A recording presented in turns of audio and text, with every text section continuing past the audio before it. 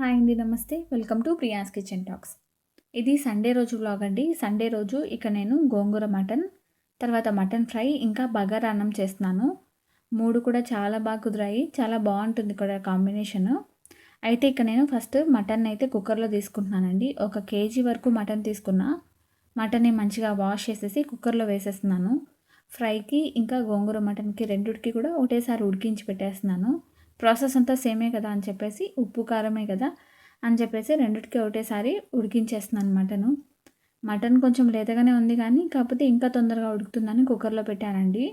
కుక్కర్లోకి 1 table spoon కారము, half table spoon వరకు salt, ఒక పెద్ద టేబుల్ స్పూన్ వరకు ఆయిల్ వేసి, చిటికెడు పసుపు కూడా వేసి ఒకసారి బాగా కలిపేసాను. కలిపేసి ఒక 10 నిమిషాలు అలా పక్కన పెట్టేశాను. తర్వాత అందులోకి ఒక టీ గ్లాస్ వరకు వాటర్ వేసుకొని స్టవ్ పైన పెట్టేశానండి. ఇది మనకి ఒక 4 విజిల్స్ వస్తే సరిపోతుంది. బాగా ఉడికిపోతుంది. తర్వాత నేను గోంగూరను కూడా ఒలిచి పెట్టేసుకున్నా. బాగా కడిగి పెట్టేసుకున్నాను. గోంగూర మటన్‌కి, తర్వాత ఫ్రైకి అన్నిటికి కూడా ఆనియన్స్ అయితే కట్ చేసుకుంటున్నాను. బాగా సన్నగా కట్ చేసుకోండి. టేస్ట్ చాలా బాగుంటుంది. కూర బాగా ఒదుగుతుంది. అందుకే నేను చాపర్‌లో వేసి పెట్టేస్తున్నాను. కట్ చేసేస్తున్నాను. ఇంకా కావాల్సిన పచ్చిమిరపకాయలు కూడా కట్ చేసుకుంటున్నాను.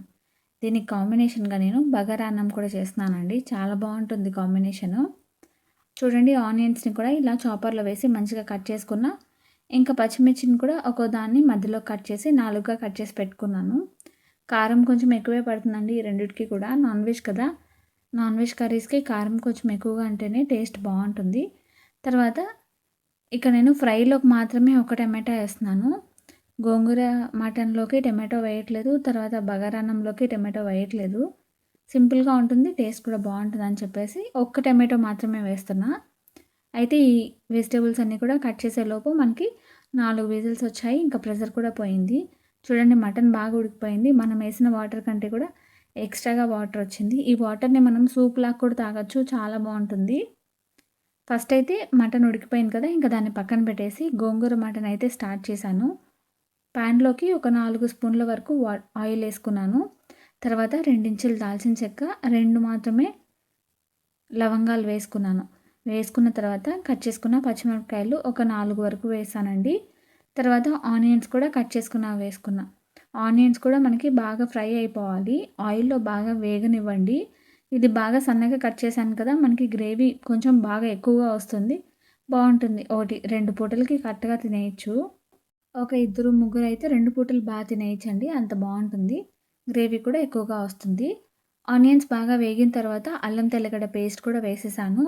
అది కూడా బాగా వేగనిచ్చాను. లో ఫ్లేమ్‌లోనే పెట్టి బాగా ఫ్రై చేశాను. తర్వాత వాష్ చేసి పెట్టుకున్న గోంగూర వేసుకున్నా. ఇది ఎర్ర గోగాకండి. ఎర్ర గోగాకు అయితేనే బాగుంటుంది. అసలు నేను తెల్ల గోగాకు అసలు తీసుకొని కూడా రాను. అసలు ఎప్పుడు టేస్ట్ కూడా చేయలేదు. ఎప్పుడు చిన్నప్పటి నుంచి కూడా అమ్మ వాళ్ళు, ఇంకా అత్త వాళ్ళందరూ కూడా ఎర్ర గోంగూర చేయడమే అలవాటైపోయింది మా ఇంట్లో. ఈ గోంగూర అంతా కూడా ఒకటే కట్ట. బాగా పెద్దగానే ఇస్తారు ఇక్కడ. గోంగూరను కూడా వేసేసి మూత పెట్టేశాను. ఒక 2 నిమిషాలు అలా మూత పెట్టిన తర్వాత ఆ వాటర్‌కి బాగా గోంగూర సాఫ్ట్ అయిపోయింది. తర్వాత గోంగూరలో కొంచెం జిగురు ఉంటది కదా! ఆ జిగురంతా పోయేంత వరకు, ఆ వాటర్ అంతా కూడా బాగా ఇంకిపోయేంత వరకు ఫ్రై చేసుకున్నాను ప్యాన్‌లోనే. తర్వాత గోంగూరలోకి ఒక స్పూను సాల్ట్, ఒక స్పూన్ కారం వేసా. తర్వాత ఒక టేబుల్ స్పూన్ వరకు ధనియాల పొడి కూడా వేసి, కొద్దిగా పసుపు వేశాను. వేసి ఇంకా దీన్ని కూడా ఒక 2, 3 నిమిషాలు బాగా ఫ్రై చేశాను.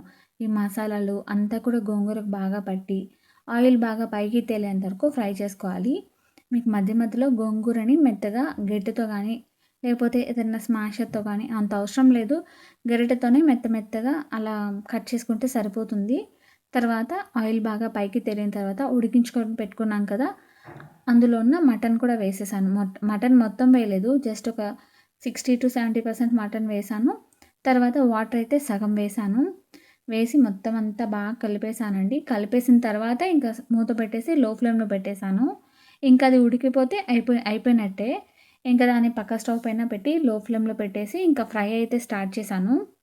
మళ్ళీ ఈ పక్క స్టవ్ పైన పాన్ పెట్టుకొని దాంట్లోకి ఒక 2 స్పూన్ల వరకు ఆయిల్ వేసుకున్నాను. ఒక రెమ్మ కరివేపాకు కూడా వేశాను. కరివేపాకు కూడా వేసి ఆనియన్స్ వేసేసాను. ఇందాక కట్ చేసుకున్న వాటిలోనే సగం ఆనియన్స్ మిగిలాయి. దాన్ని వేసేసాను. ఆనియన్స్ కూడా బాగా వేగిన తర్వాత అల్లం తెల్లగడ్డ పేస్ట్ కొంచెం ఎక్కువగానే వేసుకోవాలి.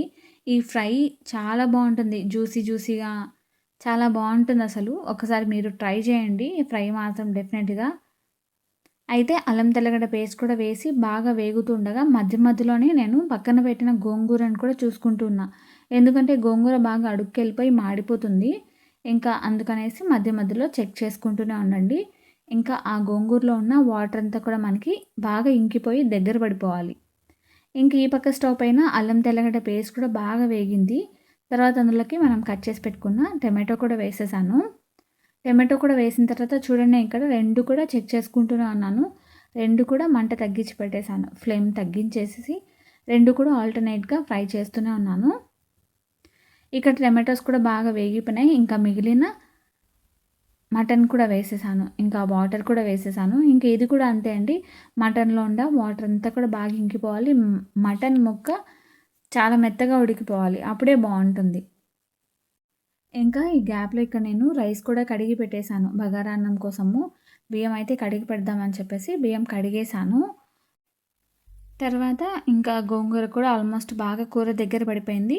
ఇంకా మటన్‌లో కూడా మసాలాలన్నీ వేసేసానండి. మసాలాలంటే నార్మల్‌గా వేసేటివే. ఉప్పు కొంచెం వేశాను. ఆల్రెడీ మనం మటన్‌లో వేసాం కదా ఫస్ట్‌లో. కాబట్టి చెక్ చేసుకొని ఉప్పు కొంచెంగా వేసుకోండి. తర్వాత కారం ఒక టేబుల్ స్పూన్ వేశాను. కారం ఎక్కువ వేస్తేనే బావుంటుంది. తర్వాత ఒక టేబుల్ స్పూన్ ధనియాల పొడి, కొంచెం పసుపు వేశాను. వేసిన తర్వాత కూర అంతా కూడా బాగా దగ్గర పడేంత వరకు ఫ్రై చేస్తూనే ఉండాలి. మటన్ బాగా దగ్గర పడిపోవాలండి. చూడండి గోంగూరలో అయితే ఆల్మోస్ట్ వాటర్ అంతా ఇంకిపోయింది. ఇంకా నేను స్టవ్ ఆఫ్ చేసేసి పక్కన పెట్టేశాను. గోంగూర మటన్ అయితే అయిపోయింది. ఇంకా దీన్ని పక్కన పెట్టేసేయడమే. చూడండి ఎంత బావుందో చూడడానికి కూడా. గోంగూర మిక్సీ చేయాల్సిన అవసరమే లేదు. తర్వాత ఇక్కడ కూడా ప్యాన్‌లో పెట్టిన ఫ్రై కూడా ఆల్మోస్ట్ అంతా అయిపోయింది. చూడండి చాలా బావుంటుంది. ప్యాన్‌లో లాస్ట్‌లో అన్నం కలుపుకొని తింటే ఇంకా టేస్ట్ చాలా బావుంటుంది. ఇంక ఈ మటన్‌లోకి లాస్ట్‌లో ఒక హాఫ్ టేబుల్ స్పూన్ వరకు గరం మసాలా వేసుకొని కొద్దిగా కొత్తిమీర కూడా వేసేసాను. కొత్తిమీర కూడా వేసిన తర్వాత ఒకసారి బాగా కలిపేసాను. అడుగు నుంచి బాగా ఆ మసాలా అంతా కూడా బాగా కలిపానండి. చాలా బావుంటుంది. దీంట్లో లాస్ట్‌లో కొంచెము జీడిపప్పు వేయించి వేసుకుంటే కూడా బావుంటుంది. నేనైతే ఏం వేయలేదు. తర్వాత స్టవ్ ఆఫ్ చేసిన తర్వాతనే ఒక సగం నిమ్మకాయని జ్యూస్ అయితే పిండేసి పక్కన పెట్టేసాను. ఇంకా గోంగూర మటన్ పెద్ద ప్యాన్‌లో ఉంది కదా అని చెప్పేసి గోంగూర మటన్ అంతా కూడా నేను ఒక బౌల్‌లోకి తీసి పెట్టేసాను. అంతా కూడా బౌల్‌లోకి తీసి పెట్టేసి ఆ ప్యాన్‌ని షింక్‌లో పెట్టేసాను. తర్వాత అయితే ఫ్రై కూడా పక్కన పెట్టేసాను. అది కూడా అయిపోయింది. ఇంకా బగారా అన్నం అయితే స్టార్ట్ చేశానండి. కుక్కర్‌లో చేస్తున్నాను. కుక్కర్‌లోకి ఆయిల్ ఏసుకున్నాను. తర్వాత బిర్యానీ ఆకు, దాల్చిన చెక్క, ఇలాచీ, లవంగాలు, షాజీరా అన్నీ కూడా వేసి వేగిన తర్వాత ఆనియన్స్ సన్నగా పొడవుగా కట్ చేసుకున్నవి వేసుకోండి. బావుంటుంది ఇలా కట్ చేసుకుంటే. బిర్యానీలోకి మాత్రం ఆనియన్స్ కూడా బాగా వేగిన తర్వాత మళ్ళీ అల్లం తెల్లగడ్డ పేస్ట్ కూడా వేశాను. అల్లం వెల్లుల్లి పేస్ట్ కూడా వేసిన తర్వాత అది కూడా బాగా పచ్చిదనం పోయేంత వరకు ఫ్రై చేసుకోవాలి. అల్లం వెల్లుల్లి పేస్ట్ బాగా వేగనివ్వండి. తర్వాత పచ్చిమిరపకాయలు, గుప్పెడు పుదీనా, ఇంకా కొత్తిమీర అన్నీ కూడా వేశాను. వేసిన తర్వాత మళ్ళీ అదంతా కూడా బాగా ఆయిల్‌లో ఫ్రై చేశాను. చూడండి పచ్చిమిరపకాయలు కూడా సన్నగా పొడవుగా కట్ చేసుకున్నవి వేసేసాను. కొంచెం కారం అంతా కూడా ఇక్కడ నుంచే వస్తుంది. మనం ఎటువంటి కారం యూజ్ చేయము. కాబట్టి మనకి బిర్యానీ స్పైసెస్ నుంచి ఇంకా పచ్చిమిరపకాయల నుంచి మాత్రమే మనకి కారం వస్తుంది. ఇంకా అన్నీ కూడా బాగా వేగిపోయిన తర్వాత నానబెట్టుకున్న బియ్యం వేసేసాను. బాస్మతి బియ్యం బాగా నానిందండి. ఆల్మోస్ట్ మనకి ఒక హాఫ్ అన్ అవర్ వరకు నానింది. కాబట్టి బావుంటుంది. ఈక్వల్ క్వాంటిటీలో వాటర్ వేసుకుంటే సరిపోతుంది. నేనిక్కడ ఒక గ్లాస్ వరకు బాస్మతి బియ్యం తీసుకున్నా. ఒక గ్లాస్ నీళ్ళు తీసుకుంటే సరిపోతుంది. మనం బియ్యం నానబెట్టాం కదా! తర్వాత కొద్దిగా సాల్ట్ కూడా వేసుకున్నాను. ఒకసారి టెస్ట్ చేసుకోండి. సాల్ట్ ఇంకా కారం సరిపోయిందనుకుంటే ఇంకా కుక్కర్ మూత పెట్టేసేయడమే. మొత్తం బాగా కలిపేసేసి కుక్కర్ మూత పెట్టేసాను. ఒక్క విజిల్ వస్తే సరిపోతుంది. ఒక విజిల్ వచ్చింది. ప్రెషర్ కూడా పోయింది. చూడండి రైస్ ఎంత పొడి పొడిగా ఉందో చాలా బావుంది. బాస్మతి బియ్యం ఎప్పుడు కూడా పాతవి ఇంకా లూజ్‌గా ఉన్నవి తీసుకోండి షాప్స్‌లో. మనకి బ్రాండ్ ప్యాకెట్స్ అలా కాకుండా షాప్స్‌లో అయితే మనకి బాగా మంచి బియ్యం దొరుకుతాయి. సో, ఇలాంటి బియ్యం తీసుకునేసిస్తే రైస్ కూడా మనకి టేస్ట్ వస్తుంది. ఇంక నేను సర్వ్ చేసేసుకోవడమే. అంతా అయిపోయింది. ఎప్పుడు నేను నార్మల్‌గా టమాటో వేసి పలావ్‌లా చేస్తూ ఉంటాను కానీ, ఈ మధ్య ఎక్కువ బగారా చేయడం స్టార్ట్ చేశాను. అంటే నాకు హైదరాబాద్‌లో ఒక ఫ్రెండ్ ఉంది. తను చెప్తూ ఉంటుంది బావుంటుంది. ఒకసారి ట్రై చేయి అని. తను చెప్పినప్పటి నుంచి ఒకటి, 2 సార్లు తిన్నాను. ఇంకా అదే కంటిన్యూగా చేస్తూ ఉన్నాను. సింపుల్‌గా అయిపోతుంది కదా అని చెప్పేసి సండేస్ రోజు. అంతే అండి. సర్వ్ చేసేసుకున్నాము. నచ్చితే లైక్ చేయండి. మళ్ళీ నెక్స్ట్ వ్లాగ్‌లో కలుద్దాం. బాయ్.